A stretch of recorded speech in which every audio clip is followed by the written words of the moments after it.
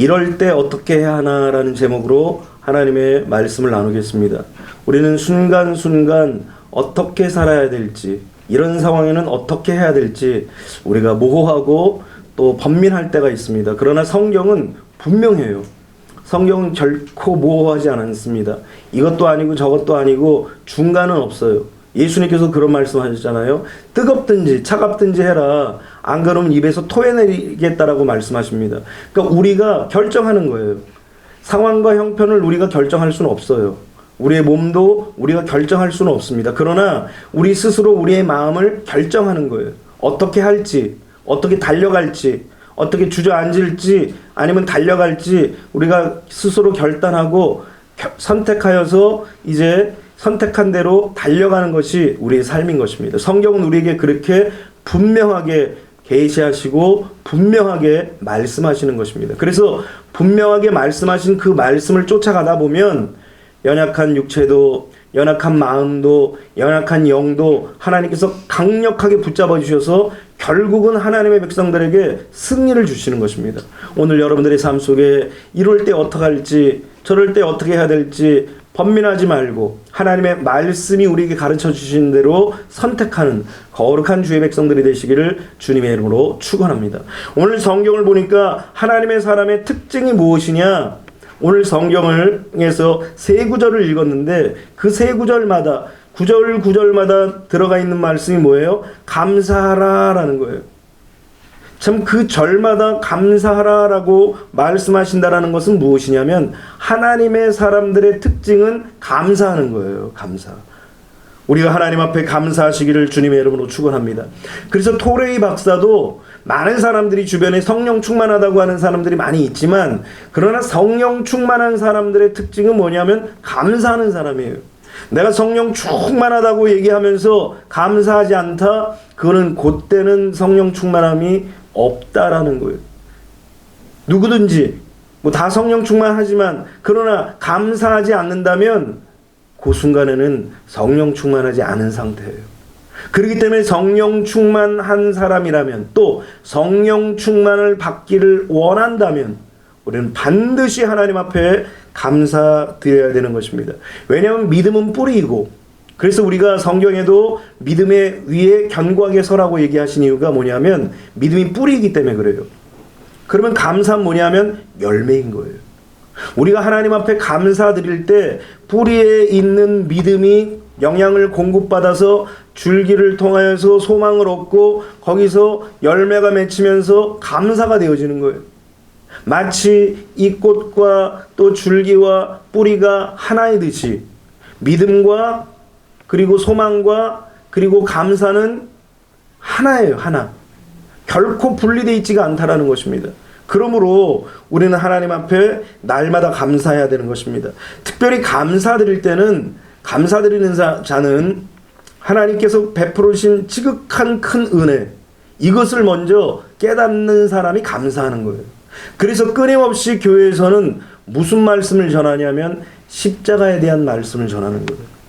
맨날 십자가예요.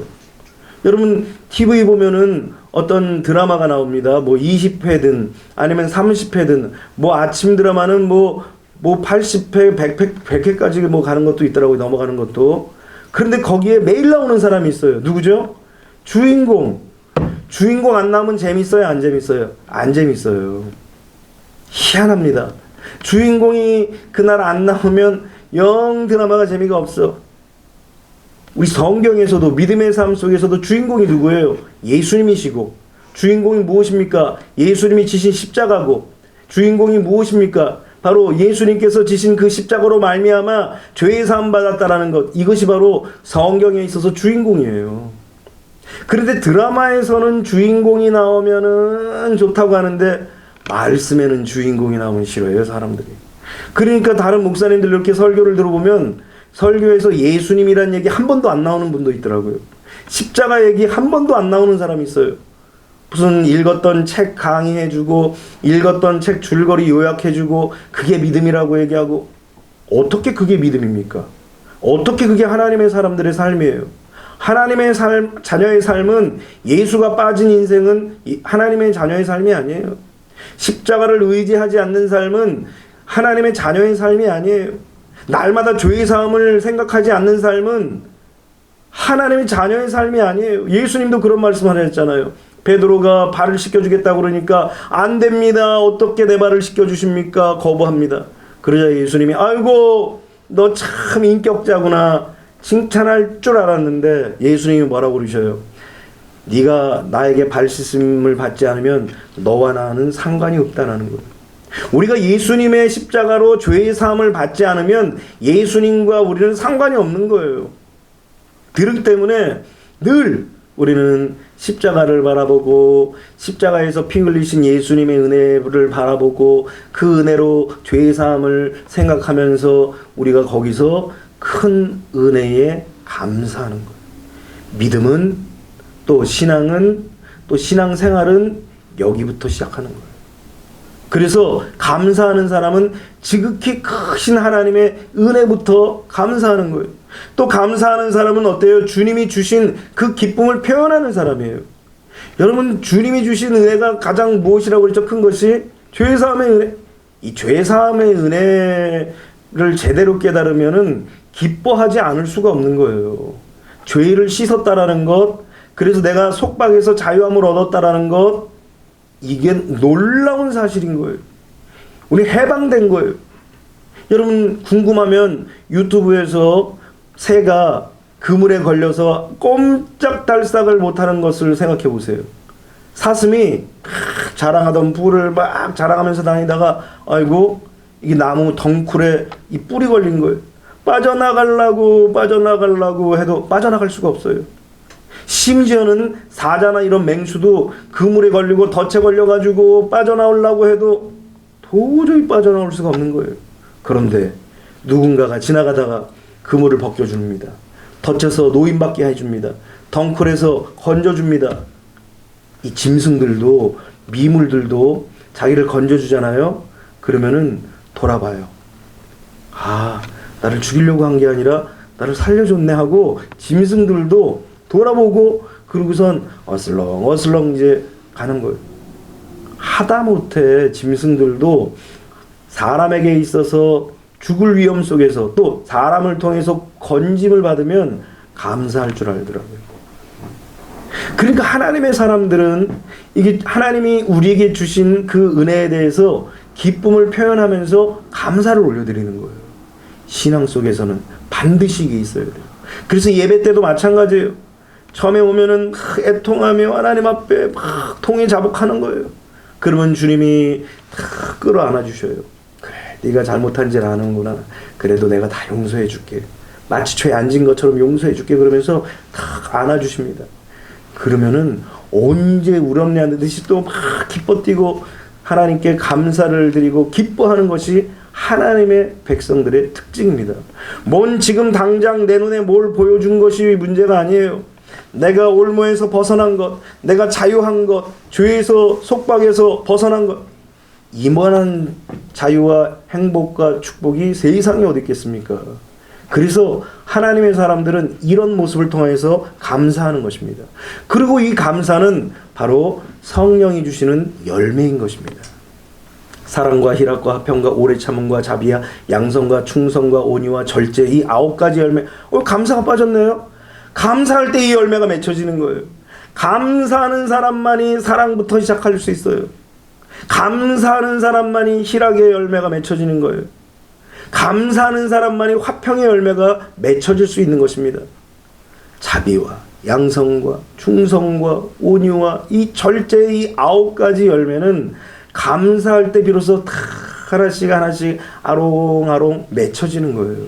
그래서 하나님의 사람들은 감사가 빠지면 하나님의 사람이 아니에요. 단언합니다. 구원 받았냐 안 받았냐 이것을 어떻게 하느냐, 감사를 보면서 알 수 있는 거예요. 시련과 역경과 어려움 속에서도 나를 건져주시고 나를 구원해 주시고 나에게 은혜 베풀어 주신 그 하나님 앞에 감사할 수밖에 없는 거예요. 왜? 구원해 주셨으니까. 그래서 우리는 감사가 습관이 돼야 돼요.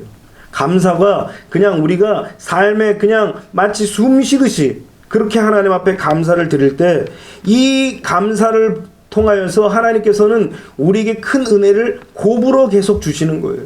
그래서 하나님의 사람들은 크고 놀라운 일들을 바라보면서 또 감사하고, 그 감사한 일로 인하여서 하나님이 또 크고 놀라운 일들을 보여주시고, 그러므로 말미암아 또 감사하고, 그 감사하는 모습을 보면서 하나님이 또 기적을 베풀어 주시고, 이런 은혜를 감사하는 사람들이 이제 살아갈 수 있는 것입니다. 그래서 하나님의 사람들은 이럴 때 어떻게 해야 되냐, 이 말씀으로 오늘 본문을 통하여서 세 사람을 소개시켜 줄 텐데, 이 세 사람이 다 하나님 앞에 귀하게 쓰임받은 사람들입니다. 그런데 하나님 앞에 귀하게 쓰임받는 사람들은 고난이 없어야 되겠죠. 시련도 없어야 되겠죠. 아픔도 눈물도 슬픔도 근심할 일도 없어야 되겠죠. 그런데 성경을 보니까 하나님의 사람들일수록 고난도 있고 시련도 있어요. 그럼에도 불구하고 하나님의 사람들은 그럴 때 어떻게 하는지를 오늘 한번 살펴보려고 합니다. 첫 번째로, 신앙의 위기가 찾아왔을 때 그때 감사해야 되는 거예요. 우리의 신앙생활을 할 때 평탄하게 가는 사람은 딱 한 사람 있어요. 평탄한 신앙생활 한 사람, 죽은 사람. 죽은 사람은 그냥 똑같아요. 믿는지 안 믿는지도 모르고 시련이고 고난이고 고통이고 뭐 기쁨이고 아무것도 없어요. 그냥 일정하게 그냥 죽은 대로 살아가는 거예요. 살아있는 사람에게는 뭐가 있어요? 평지풍파가 있는 거예요. 바람도 있고 파도도 있고. 배를 타다 보면, 여러분들 배 다 타보셨죠? 배를 타고 보면 신나게 그냥 유리 같은 바다를 달릴 때도 있지만, 그러나 풍랑이 치고 바람이 불고 일렁이는 그런 파도를 탈 때도 있는 거예요. 저도 멀리 배를 타고 보지는 못했지만, 그렇지만 배를 다 타봤어요. 그와 똑같은 거예요, 인생살이가. 신앙생활도 마찬가지예요. 기쁠 때도 있고, 더 정확하게 얘기하면 기쁜 일이 생길 때도 있고, 슬픈 일이 생길 때도 있고, 걱정할 일들이 생길 때도 있고, 또 유익되는 일들이 생길 때도 있어요. 그런데 중요한 것은 어느 때이든지, 심지어는 우리의 신앙의 위기가 찾아올 때일지라도 우리가 해야 될 것이 무엇이냐면 감사라는 거예요. 그래서 이 감사가 빠지면 하나님의 사람이 아니라고 봐도 뭐 과언이 아닙니다. 다니엘을 보십시오. 다니엘이 왕의 금령으로 도장이 꽝 찍힌 대자보가 길거리에 쫙 붙었습니다. 뭐라고 얘기합니까? 앞으로 30일 동안 왕 이외에 어떤 사람이든 어떤 신이든 그 누구에든 결코 절하거나 예배하는 자는 사자굴에 던질 것이다. 그러는 도장이 꽝 찍혀가지고 온 동네마다 성 안에 다 대자보가 붙어 있는 거예요. 그럴 땐 어떻게 해야 돼요? 사람이 약삭 빠른 사람들은 딱 눈치 보고 요거를 해야 될지 말아야 될지 살피잖아요. 그런데 다니엘은 결코 그렇게 상황과 형편에 의해서 살피지 않았다라는 거예요. 그래서 하나님의 사람들이라고 뭐 연약하죠. 다 나약하죠. 뭐 시련 없고 고난 없습니까? 다 똑같이 있어요. 그런데 하나님의 사람들은 환경과 사람의 눈치를 보지 않는 거예요. 과거에 이 바벨론에 잡혀갔을 때에도 바벨론은 포로였음에도 불구하고, 어린 소년이었음에도 불구하고 환관장을 불러서 우리는 하나님을 섬기니까 이런 음식 먹을 수 없다. 알아서 해라. 우리는 물만 주고 채소만 달라. 니들이 알아서 해라. 우리는 안 먹겠다. 아주 선언을 합니다. 우리 같으면 어떻게 해요? 이 사람에게 어떻게 잘 보일까? 어떻게 좀 눈에 좀 들까? 주는 대로 그냥 막 쑤셔 넣는 거예요. 그냥. 그런데 다니엘은 뜻을 딱 정하고 굴하지 않는다라는 신앙이에요. 그 오늘도 사자굴에 던져질 그 위기 속에서도 예루살렘을 향해서 창문을 탁 열어 제끼고 하루에 3번씩 늘 하던 대로 하나님 앞에 기도하고 찬양하고 예배하고 하나님을 향하여서 경배를 드리는 거예요. 이런 신앙 정도 되면 사람들이 감복을 해가지고, 야, 다니엘 봐라, 저 신앙 좀 본받아라, 그리고 존경할 텐데 이게 웬일입니까? 하나님 앞에 예배드리고 경배드렸더니 사자굴로 내던지게 되는 거예요. 감사한다고 환난이 피해가진 않아요. 감사한다고 고난이 오지 않는 것이 아니라는 거예요. 여전히 사자굴에 던져질 수도 있다라는 거예요. 그런데 감사의 위력이 무엇입니까? 바로 고난 속에서, 신앙의 위기 속에서 나타나는 것입니다. 사자굴에서 이 감사의 위력이 나타난 거예요. 하나님께서 감사하며 기도하며 예배하는 이 다니엘을 위해서 사자의 입을 딱 봉하신 거예요. 감사는 악한 마귀가 우리를 삼키려고 올 때에 이 악한 마귀의 이 입을 딱 주둥이를 붙잡아 매는 것이 감사예요. 근데 이 사탄이 입을 벌리고 올 때 우리가 감사를, 우리의 입이 닫아져 가지고 감사를 닫고 그저 불평하고 원망하고 탄식하고 뭐 괴로운 이야기나 해대고, 다 우리 모두가 다 경험하잖아요. 저도 마찬가지예요. 벌써 감사가 사라지면 인상부터 구겨집니다. 감사가 사라지면 벌써 마음에도 뭔가 이렇게 슥 찾아와요. 그럼 벌써 어김없이 사탄이 귀에 속삭이는 거예요. 그래, 뭘 되겠냐. 아무것도 안 되지. 아무것도 할 수 없지. 그래. 야, 뭐 될 게 있냐. 너 몸도 안 좋잖아. 너 외롭잖아. 힘들잖아. 실제로 사탄이 그러고 귀에 싹 소리를 넣어줘요. 새벽에도 기도하다가 보면은 벌써 사탄이, 야, 혼자 외롭지 않냐. 기도한다고 뭐 되는 일 있냐. 아무것도 안 되지 않냐. 이러면서 우리 마음속에 스물스물 찾아오는 거예요. 이때 사탄의 그야말로 아가리를 닥치게 하는 방법이 뭐냐? 감사라는 거예요. 그때 하나님께, 하나님, 여기까지 인도하신 하나님, 에베네셀의 하나님, 능력의 하나님, 살아계신 하나님, 감사합니다. 그러면 언제 사탄이 귀에 속삭였는지를 잊어버릴 만큼 마음에 순식간에 기뻐요. 상황이 달라진 건 아니에요. 그런데 악한 마귀의 주둥이가 닥쳐져 가지고 더 이상 사탄이 공격하지 못하는 거예요. 그래서 이 다니엘은 하나님 앞에 감사하고 경배드렸더니 이 사자의 입을 하나님께서 딱 봉하여 주신 거예요. 만일에 이 다니엘이 아이고 하나님 앞에 감사한 게 결국 이거 사자굴에 내던진 겁니까? 감사하니까 이렇게 예배 드리니까 이렇게 사자굴에 던져집니까? 이러고 탄식했으면은 사자굴에 내려가기도 전에 사자가 아마 다니엘을 잡아먹었을 거예요. 그러나 다니엘은 하나님 앞에 끝까지 믿은 거예요. 감사드린 자의 믿음인 거예요. 감사드린 자의 담대한 마음이라는 거예요. 그러니까 어려울수록 감사하는 거예요. 힘들수록 감사하는 거예요. 고통스러울수록 감사하는 거예요. 그럼 세상 사람들은 뭐 있어서 감사하나 보다 그렇게 생각해요. 뭐가 있어서 감사하는 게 아니에요. 하나님의 백성들은 그저 그냥 늘 감사한 거예요. 저게 뭐가 또 생겼으니까 감사하는 거라 그러지만 하나님의 백성들은 뭐가 안 생겨도 감사하는 거예요. 왜? 하나님으로 만족한다고 그랬잖아요. 시편의 다윗이 뭐라고 그랬습니까? 여호와는 나의 목자시니 내가 부족함이 없으리로다. 이 부족이 지난 주일날 뭐라고 그랬죠? 결핍이 없다라는 거예요. 모자람이 없다라는 거예요. 그러니까 감사하는 거예요. 지금 당장 눈에 보인다고 감사합니까? 손에 잡힌다고 감사합니까? 귀에 들린다고, 뭐가 마음에 느껴진다고 감사합니까? 그냥 하나님이 계신 것 때문에 감사한 거예요. 다니엘의 감사가 바로 이런 감사라는 것입니다. 그렇게 환난과 시험을, 믿음의 시련과 믿음의 환난을 극복하니까 그때 기적을 체험하는 거예요.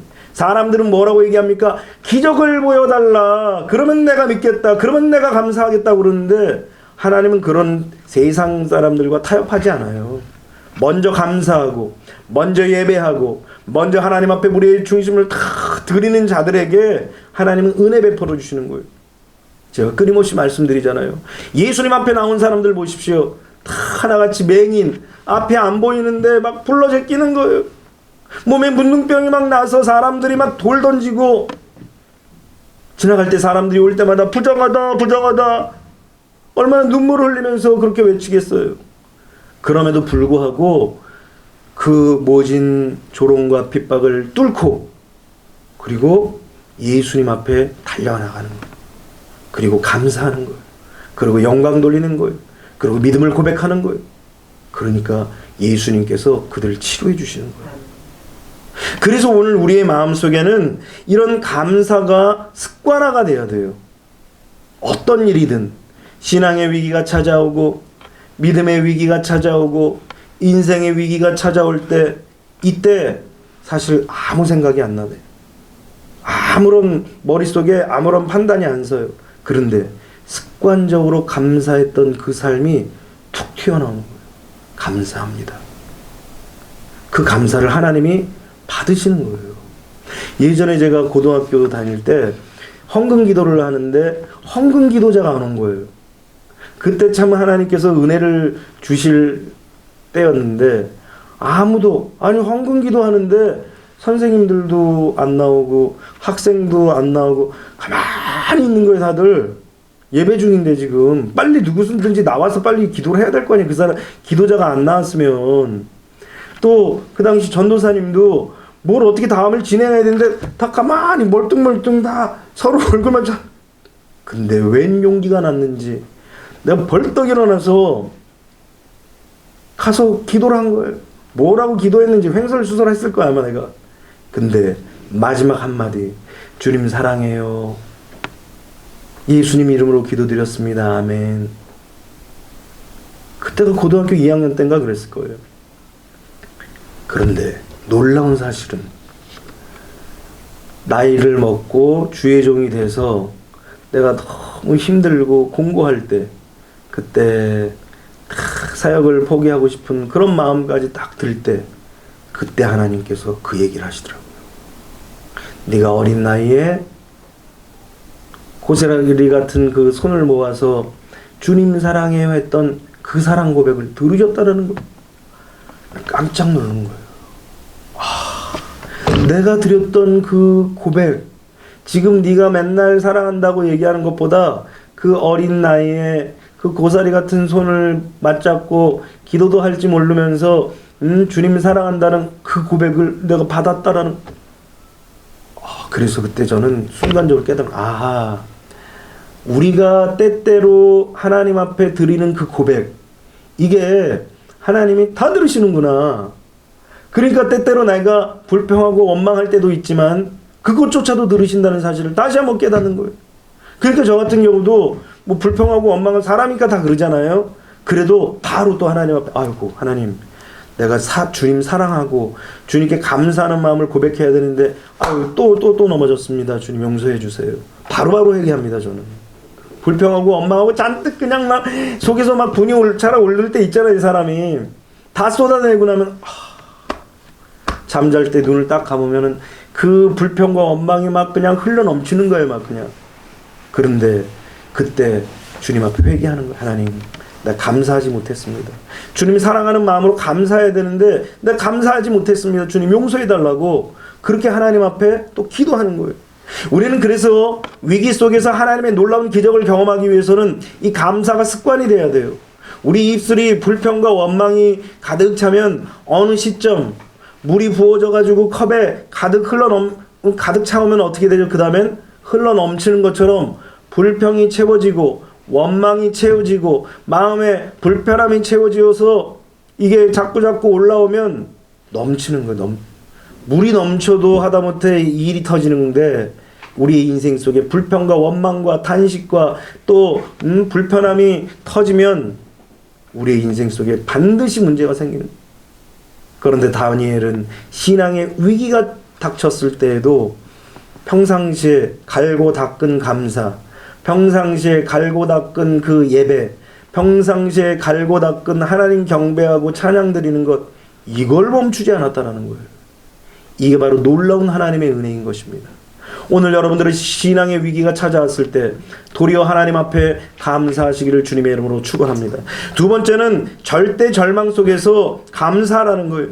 여러분 다니엘과 달리 이 요나라는 선지자는 똑같은 선지자인데 똑같은 하나님 앞에 쓰임받고 똑같은 하나님의 말씀을 전했던 자들인데 이 요나는 또 성품이 또 틀려요. 또 요 요나는 이 불순종을 너무 잘해요.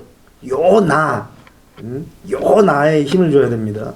그래도 이 요나가 이 불순종을 하고 하나님의 말씀을 어기고 하나님이 말씀하신 이제 니느웨로 가서 복음을 전하는 것이 아니라 다시스로 도망가는 거예요. 그러니까 그 생각과 마음 속에 내 주장, 내 고집, 내 생각, 내 이론, 내 경험 이런 걸로 꽉 들어 찬 거예요. 그러니까 이 이스라엘을 공격하고 이스라엘을 멸망시킬 이 니느웨를, 아수르의 수도잖아요. 니느웨가 아수르에 가서 복음 전하는 것이 너무 싫은 거예요. 어찌 보면 요나의 말도 일리가 있어요.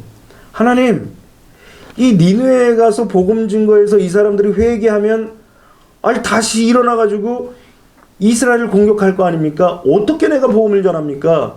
어떻게 그들이 구원받으라고 내가 말씀을 전할 수 있습니까? 싫은 거예요, 요나가. 그러니까 하나님의 말씀이 내 이성과 내 경험과 내 생각과 부딪힐 때가 있어요. 이 요나는 그 마음이 부딪히니까 불순종한 거예요. 불순종하니까 어때요? 편안히 갔죠, 다시스까지. 성경에 보니까 그 배에 탔는데 풍랑이 일어나고 배가 깨어지기 시작하는 거예요. 요나는 그것도 알지 못하고 배 밑창에서 막 쿨쿨 자는 거예요. 선원들이 막 깨웁니다. 아니 지금 난리가 났는데 혼자 그냥 자빠져 자고 있느냐, 빨리 올라와라. 그러고 배 위로 올라보니까 난리가 난 거예요. 우리가 하나님의 사람들이 불순종하잖아요. 하나님의 사람들이 자기 생각, 자기 고집, 자기 판단, 자기 경험, 자기 지식 이것을 가지고 달려가면 자기도 고생하지만 남도 고생시켜요. 요나가 바로 그런 모습인 것입니다. 그러니까 하나님 앞에 불순종하면은 자기도 하나님 앞에 매를 맞고 그 요나를 도와주는 사람도 매를 맞는 거예요. 나를 바다에 던져라. 그랬는데도 사람들이기 때문에 양심이 있어서 그런지 요나를 바다에 던지지 않았습니다. 계속 노를 젓고 심지어는 물을, 자기 물건들, 지금 다시스로 왜 가냐면 이 사람들이 무역을 하려고 하는 거예요. 그러니까 수많은 돈, 수많은 재물, 수많은 보화, 수많은 물건들을 성경에 보니까 다 바닷속에 던졌다고 그랬어요. 여러분, 시험 당하는 사람을 도와주잖아요. 도와주는 사람도 물질의 손해, 또 삶의 위기가 같이 와요. 왜? 그래야 요나가 하나님의 뜻 안에 들어가기 때문에. 그래서 이 요나가 불순종하고 나니까 도대체 하나님께서 그 배를 풍랑에서 잠재우지 않는 거예요. 계속 요동치는 거예요. 어떻게 하려고 해도 자신들의 목숨까지 위기가 찾아오니까 어쩔 수 없이 요나를 바다에 던져버린 거예요. 그냥 하나님 앞에 맡기고 날 던져라. 그리고 던졌어요. 그런데 성경에 보니까 거짓말처럼 요나가 물속에 던져지고 나니까 갑자기 풍랑이 확 멈추는 거예요. 그렇게 햇빛이 없어진 줄 알고 마치 사라진 것 같은 줄 알았는데 그 순간 순식간 찬란한 태양이 쫙 비치고 배가 잠잠한 거예요. 나는 그때때로 이 요나서를 읽을 때마다 그럼 남겨진 이 사람들은 뭐가 됐나 이런 생각이 좀 들더라고요.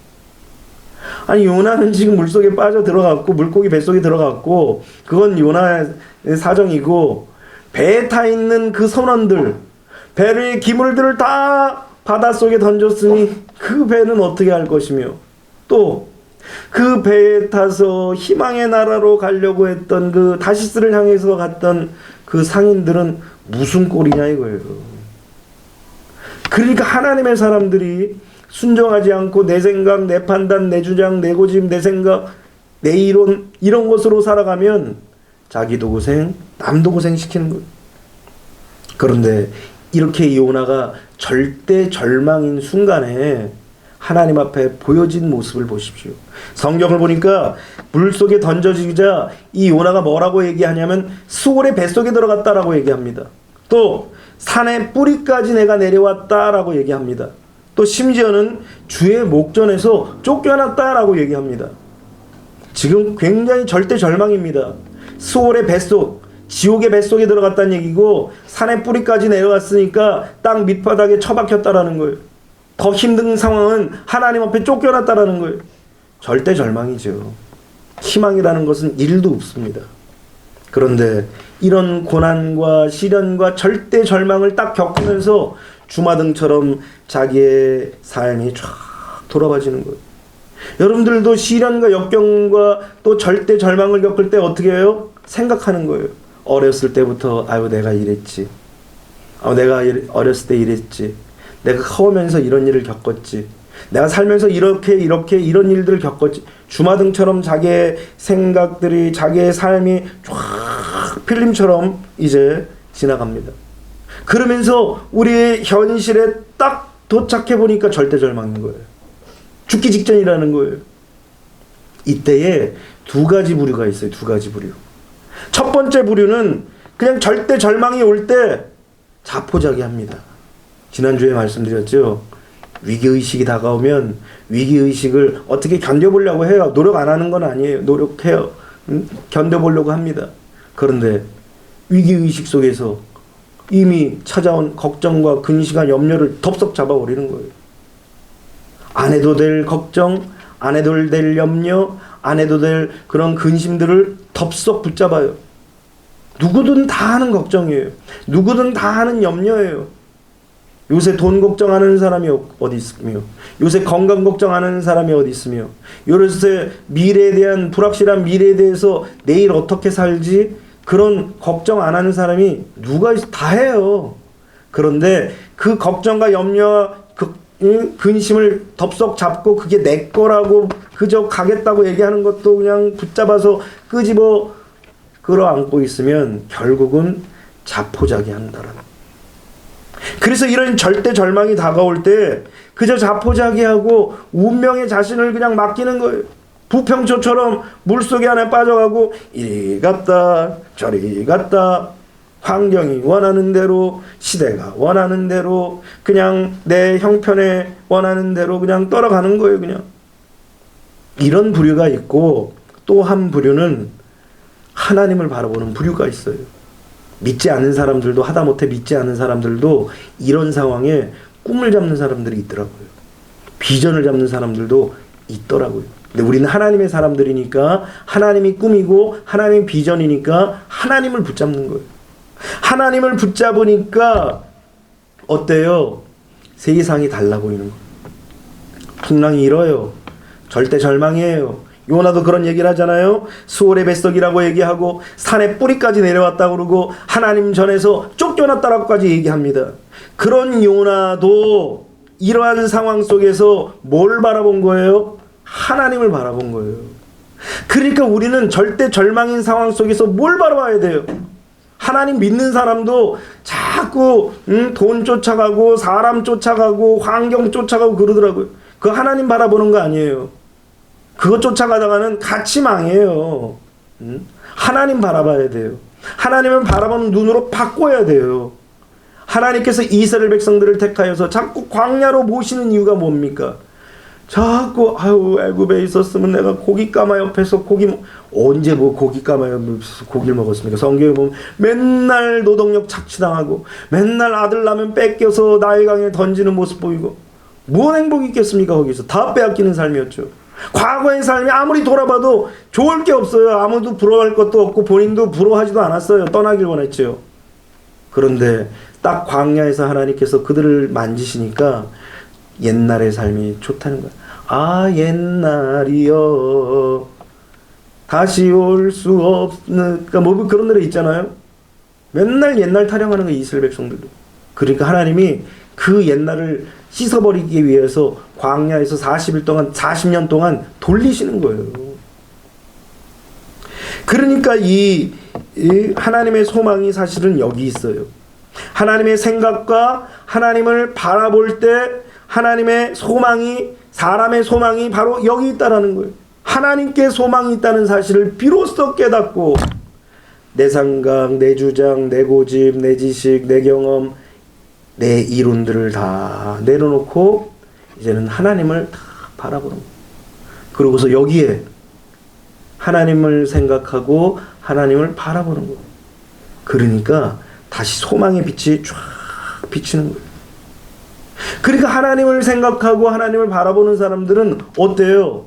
절대 절망 속에서 하나님을 딱 보니까 그때 비로소 감사가 나오는 거예요. 왜? 캄캄한데 빛이 한 줄기 쫙 들어와서 그 빛이 나를 지금 붙잡고 있어. 나를 살리고 있어. 감사가 나오죠. 근데 계속 땅만 바라보고 있으면서 하나님이 비춰주시는 빛도 안 바라보고 땅만 바라보면서 나는 이래, 나는 저래, 나는 쫓겨났어, 나는 수월의 뱃속에 있어, 나는 뭐 산뿌리까지 내려왔어, 그냥. 그리고 땅만 보고 있으면 그 인생은 곧 땅속에 묻힐 지경인 거예요. 그래서 하나님의 사람들은 고개를 딱 드는 거예요. 영의 고개를 딱 들고, 마음 혼의 고개를 딱 들고, 육체의 고개를 딱 들고. 사람은 영과 혼과 육으로 지어졌잖아요. 영과 혼과 육으로 지어졌기 때문에, 그래서 영도 주님을 바라보고 혼도 주님을 바라보고 몸도 주님을 바라봐야 돼요. 그러니까 우리 전인격적인 것들을 다 하나님을 바라보고 하나님을 의지하고 하나님께 경배하고 하나님께 예배드리는, 여러분들도 지금 이 자리에서 예배를 드리지만 뭐 영상으로 예배를 드리지만, 그러나 중요한 것은 뭐예요? 영도 하나님께 경배를 드리고 혼도 하나님께 경배를 드리고 우리의 몸도 하나님 앞에 경배를 드려야 되는 거예요. 그래야만 하나님이 받으시는 예배가 되고, 그 예배를 통하여서 하나님께서 우리에게 영광을 빛을 비춰주시는 거예요. 그런 선순환이 일어날 때 어떤 역사가 일어나냐? 감사가 일어나는 거예요. 감사로 하나님 앞에 그렇게 나아갈 때 하나님은 또 우리에게 은혜를 주시고, 감사로 또 하나님 앞에 나가니까 또 은혜를 주시고, 또 감사로 하나님 앞에 나가니까 또 은혜를 주시고, 이게 감사의 선순환이에요. 이 요나가 이 절대 절망적인 역경 속에서 하나님 앞에 감사하니까 지금 밑바닥까지 내려왔는데 다시 거기서 하나님께서 건져 올려주시는, 그게 바로 구원인 거예요. 그러니까 구원받는 사람들은 감사와 연결돼 있어요. 지금 편안하고 지금 안정된 상황에서 여기서 지금 기도하는 게 아니에요. 감사하는 게 아닙니다. 하나님 앞에 지금 죽겠다고 아우성치고 애통하며 살려달라고 발버둥 쳐야 되는 그런 상황이에요. 그런데 이때 하나님 앞에 감사를 올려드렸다라는 것입니다. 오히려 감사하고 경배하고 찬양을 드렸던 것입니다. 그러니까 하나님께서 그 절망 속에서 건져주시는 거예요. 그래서 제물 중에 가장 귀한 제물은 감사의 제물이에요. 감사의 제물. 하나님 앞에 예물을 드릴 때도 감사함으로 드려야 돼요. 100원을 드리든 1000원을 드리든 10,000원을 드리든 100만원을 드리든 1000만원을 드리든 하나님 앞에 감사의 마음을 담아서 드릴 때 하나님께서 가장 그 귀한 열매를 받아주시는 거예요. 잘 안 된다고, 잘 안 풀린다고 원망하지 말고 불평하지 말고, 문제가 생겨서 어려움이 다가오고 시련이 다가온다고 해서 세상 사람들을 찾아가지 말고 하나님 앞에 오히려 감사와 찬양과 영광을 올려드려 보세요. 그럼 하나님께서 구원의 역사를 보여주시는 것입니다. 시편 50편 22절로 23절에 보니까 참 이런 말씀이 있어요. 우리가 다 잘 알고 있는 말씀인데 꼭 23절만 생각해요. 그런데 22절을 반드시 봐야 돼요. 왜냐하면 하나님을 잊어버린 너희여, 하나님을 잊어버렸다는 얘기가 뭐예요? 여러분, 우리 다 하나님 생각하고 있잖아요. 그런데 하나님을 왜 잊어버려요? 하나님께 대한 감사를 잊어버렸다라는 거예요. 하나님께 감사를 잊어버리니까 뭐든지 다 불만족이야. 이것도 싫고 저것도 싫고 이런 것도 안 되고 저런 것도 안 되고, 이거는 이래서 나와 안 맞고 저거는 저래서 나와 안 맞고. 여러분, 이게 바로 하나님을 잊어버린 모습이에요. 하나님을 아는 사람은 어때요? 이것도 감사하고 저것도 감사하고, 이래서는 이것도 이래서는 이거는 이래서 감사하고 저건 저래서 감사하고, 하나님 앞에도 감사할 수밖에 없는 거예요. 되면 되는 일대로 감사하고, 안 되면 안 되는 일대로 감사하고. 여러분, 그런 삶을 하나님께서는 우리에게 원하셔요. 그런데 여기 보니까 하나님을 잃어버린 너희여 이제 이를 생각하라. 하나님을 잊어버린 거, 감사를 잃어버린 거, 좀 사람이 그럴 수도 있죠 뭐. 그런데 성경은 뭐라고 얘기합니까? 그렇지 아니하면 내가 너희를 찢으리니 건질 자 없으리라. 이게 무서운 거예요. 우리 생각과 마음과 우리 입술과 우리 손과 발이 감사를 잊어버리고 하나님을 잊어버린 건데, 이 감사를 잊어버리면 그냥 그걸로 그냥 끝나는 것이 아니라 하나님께서 찢는데 아무도 건질 사람이 없다는 거예요. 도와주려고 해도 도와줄 수가 없는 거예요. 아까도 요나도 보십시오. 요나 사람들이 도와주려고 애를 써도 오히려 도와주는 사람만 손해야. 물질적인 손해, 정신적인 손해, 시간적인 손해, 뭐 다 손해예요. 그런데 감사를 잃어버림으로 말미암아 이런 어려움이 생긴다. 아무도 도와줄 수가 없는 거예요. 그런데 이것을 완전히 바꾸는, 절대 절망에서 완전히 반전시키는 역사가 뭡니까? 23절에 그러나, 근데 여기다 그러나가 왜 빠졌나 싶어. 내가 넣은 겁니다. 그러나 감사로 제사를 드리는 자가 나를 영화롭게 하나니 그의 행위를 옳게 하는 자에게 내가 하나님의 구원을 보이리라 그랬어요. 이런 절대 절망 속에 하나님께서 찢어가지고 그냥 막 건질사도 없는 그런 상황에 처했음에도 불구하고 감사로 하나님 앞에 제사를 드리고 감사로 하나님 앞에 나아가니까 하나님께서 이 감사를 받으시고 영광을 받으신 거예요. 그러니까 하나님께서 어떻게 해요? 성경에 내가 하나님의 구원을 보이리라 그랬어요. 하나님이 친히 하나님의 구원하심을 보이린다고 그랬어요. 이 말이 뭐냐? 아무도 건질 자가 없었는데 감사했더니 하나님이 친히 당신으로 말미암아 구원시켜 주신다는, 건져 주신다는 거, 위기에서, 절대 절망에서. 그런데 이 감사를 안 해요. 이렇게 해도. 그러니까 우리의 마음속에서 이 절대 절망 속에 우리는 끓어오르는 하나님의 영광을 바라보면서 감사해야 돼요. 이를 억물고도 감사해야 돼요. 눈물이 나고 고통스러워도 이 입술은 하나님 그래도 감사합니다. 때로는 내 마음속까지 안 와요. 감사가. 하나님 저 사람 저럴 수 있습니까 나한테. 그런데도 불구하고 하나님은 또 입술에서 그래도 감사해라. 그 감사가 온몸에 퍼지는 거예요. 온몸에. 원망하는 사람 치고 건강한 사람 없고, 불평하는 사람 치고 결국은 잘 되는 사람 없어요.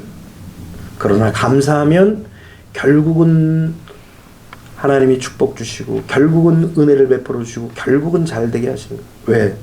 내 믿음대로 될지어다 라고 말씀하셨으니까.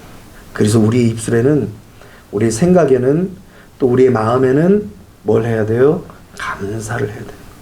감사할 때 비로소 하나님의 구원의 역사가 일어나는 것입니다. 여러분, 감사로 하나님 앞에 드리는 제사, 감사로 하나님 앞에 드리는 제물, 이걸 받으시는 거예요. 아벨의 제물을 받으신 이유가 뭡니까? 그 속에서는 하나님의 구속하심에 대한 감사가 있었던 거예요. 하나님이 건져주신 것에 대한 감사가 있는 거예요.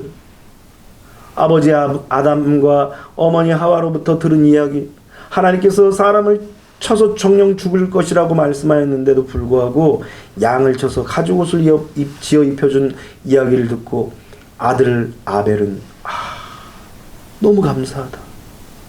이게 은혜구나. 그러면서 하나님 앞에 감사로, 믿음으로 하나님 앞에 희생의 제사를 다 드린 거예요. 그 예배를 하나님께서 받으신 거예요. 아브라함도 마찬가지입니다. 100세의 아들을 낳고선 하나님이 바치래요. 아니, 줬다 뺏는 게 제일 치사한 사람이 줬다 뺏는 거잖아요. 그런데 하나님이 줬다 뺏는 거예요.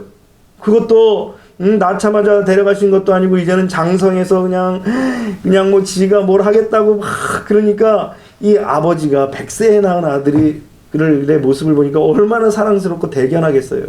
아이고 저 아들이 내 아들이지. 아마 하나님도 아마 그러셨을 거예요. 아유 네 아들 이쁘지? 아유 우리 아들 이삭 얼마나 이쁜지 모르겠어요. 그게 네 아들이지? 아유 내 아들 너무 이뻐요. 그러고서 그 밤에 아브라함아 부르더니 예 하나님 뭐든지 시켜만 주십시오. 아들도 주신 하나님께 뭘 못 바치겠습니까? 그러니 예 네 아들 독자 이삭을 모리아 산에 가서 바쳐라. 아마 아브라함이 심장이 약했으면 심장마비 걸렸을 거예요. 가슴도 막 두근거리고 막 하나님 이럴 수가 있습니까? 저럴 수가 있습니까? 나한테 어떻게 이럴 수 있냐고 그럴 수 있는데 이 아브라함이 한마디도 안 했어요. 성경에서 보면 한마디도 말하지 않았어요. 그리고서는 3일길을 아들의 손을 꼭 붙잡고 걸어가는 거예요. 어디로 가는 거예요? 아들 죽이러. 아들을 갈기갈기 찢어가지고 온 가죽을 다 벗기고 칼로 낱낱이 다 도려내서 뼈에 살도 붙어있지 않게 다 도려내가지고 그것을 불로 태워서 바치려고 지금 이 아들을 모리아 산에 3일길을 걸어가는 거예요. 아무 말도 하지 않았어요. 그럼에도 불구하고 그 속에 뭔 생각이 있겠어요? 주신 자도 여호와시니 취하신 자도 여호와시다. 하나님이 주셨으니 하나님이 데려가시는 것도 맞다. 이 아들은 내 아들이 아니라 하나님의 아들이다. 그저 하나님 앞에 감사드리자. 그런 마음으로 간 거예요. 그러니까 아들이 아버지 불도 있고 나무도 있는데 어린 양은 어디 있어요? 그러자 하나님이 준비하실 거다 그랬어요. 아들에게 뭐라고 말도 못하고 굳은 껴안고 아들아 네가 양이란다 뭐 이래 버렸으면 뭐 절단강산이죠. 그런데 아브라함은 끝까지 그런 마음을 지킨 거예요. 절대 절망과 같은 그 명령을 뭘로 이긴 거예요? 감사로 하나님 앞에 견뎠던 거예요. 그 3일길을. 하나님께서는 이 요나가 물고기 뱃속에 들어가니까 그제서야 하나님 앞에 뭐라고 얘기합니까? 감사로 하나님 앞에 예배한다라고 얘기합니다. 감사함으로 하나님 앞에 나간다라고 얘기합니다. 나의 감사를 하나님께서 받으시고 들으신다라고 그렇게 고백하는 거예요. 그러고 나자 칠흑같이 캄캄한 절대 절망에서 감사하니까 하나님께서 산에 뿌리까지 내려가게 하셨다가 하나님 앞에 마치 버림받은 것 같은 그런 느낌이 받은 이 요나에게 딱 구원의 은총과 은혜를 베풀어 주시는 것입니다. 이것이 바로 감사의 선순환이에요. 날마다 하나님 앞에 감사할 때 하나님은 그 감사하는 사람에게 감사 역사를 반드시 보여주십니다. 우리가 방금 읽었던 것처럼 감사로 제사를 드리는 자가 나를 영화롭게 하나니 그 행위를 옳게 하는 자에게 내가 하나님의 구원을 보이리라 약속하신 대로 정말 구원해 주신 거예요. 오늘 여러분들이 절대 절망 속에 처해 있습니까? 절대 절망의 이유는 다 틀려요. 나는 지금 내 상황이 절대 절망인 것 같아도 다른 사람은 다른 사람의 일들로 인해서 지금 절대 절망이에요. 지금 웃을 수가 없는데도 지금 밝을 수가 없는데도 불구하고 그냥 웃는 거예요. 그냥 감사하는 거예요. 왜? 하나님이 살아계신데 뭘 절대 절망이에요. 하나님이 돌아가셔야 절대 절망이죠. 어떤 상황을 겪고 있든지 간에 그 사람에게 있어서는 지금 절대 절망이지만 그러나 하나님은 그 상황 속에서 감사하는 자들을 절대 절망에서 건져주시는 거예요. 그것이 바로 하나님의 놀라운 은혜인 것입니다. 오늘 여러분들이 이 절대 절망에서 일어서시기를 주님의 이름으로 축원합니다. 감사하시기를 주님의 이름으로 축원합니다. 마지막 세 번째로 억울해도 감사하라는 거예요. 여러분 바울과 실라가 빌립보에서 복음을 증거하다가 매를 맞고 옥에 갇히게 됐습니다. 얼마나 낙심되고 절망이 되고 얼마나 서운하겠어요. 그런데 억울해하지 않았다라는 거예요. 섭섭해하지 않고 서운해하지 않았다라는 거예요. 이게 사람의 마음이 참 그렇더라고요. 뭘 해주다 안 주면은 안 해주면 서운해요. 아까도 아브라함도 마찬가지 아닙니까? 하나님께서 100세에 딱 아들 낳게 하시니까 얼마나 기뻤어요. 그러다가 10대 애 바치라고 하면은 얼마나 섭섭하겠어요. 그런데 하나님의 사람의 특징은 섭섭해하지도 않고 서운해하지도 않고 억울해하지도 않는다라는 거예요. 오늘 본문에 우리 방금 말씀드린 이 바울도 섭섭해하거나 억울해하거나 뭐 이런 그런 마음을 안 가졌다라는 거예요. 여러분 요셉 보십시오. 요셉 형들이 팔아먹었잖아요.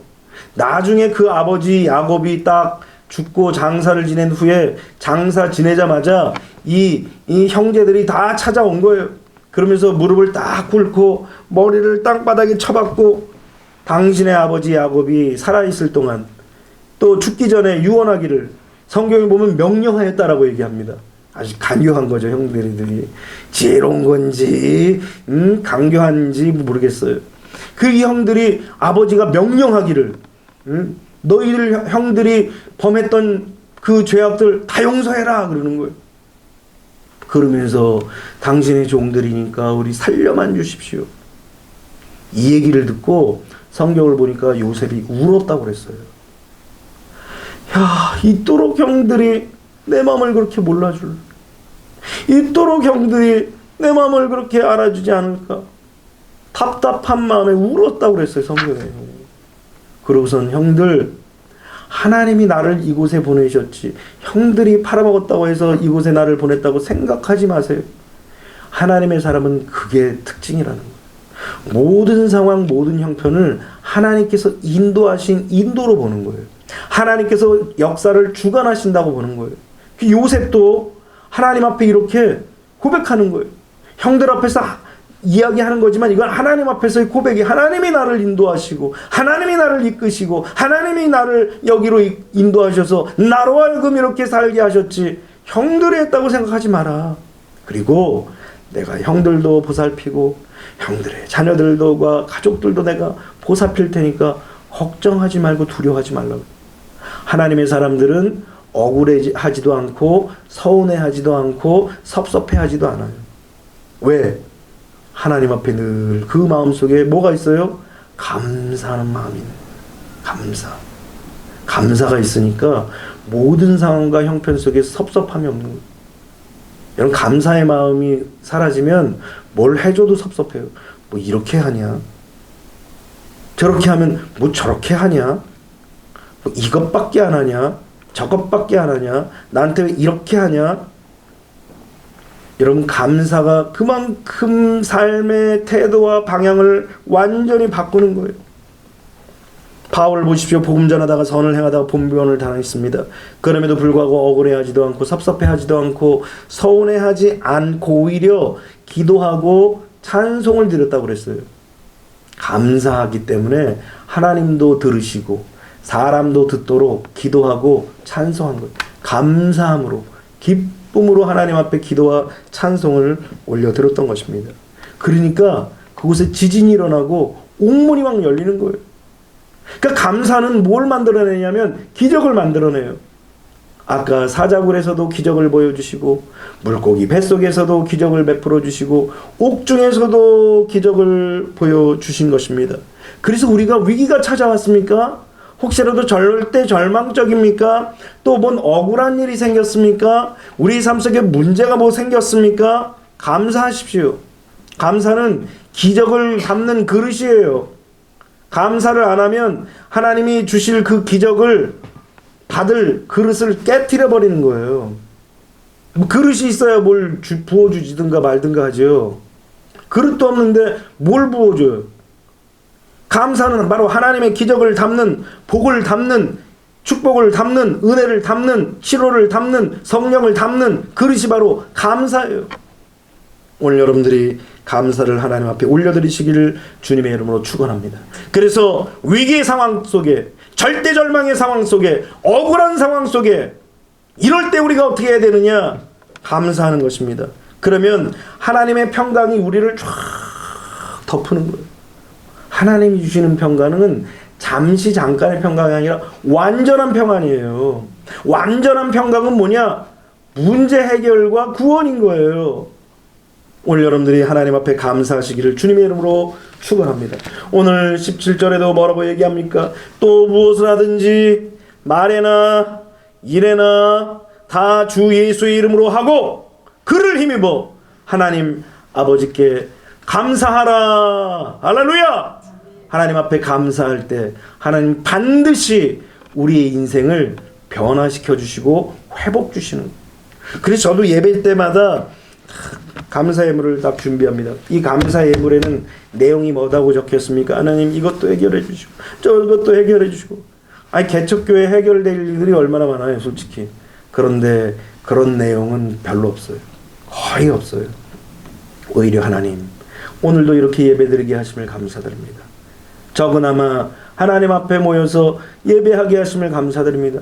적은 인원이지만 하나님 앞에 말씀을 증거하는 것을 감사드립니다.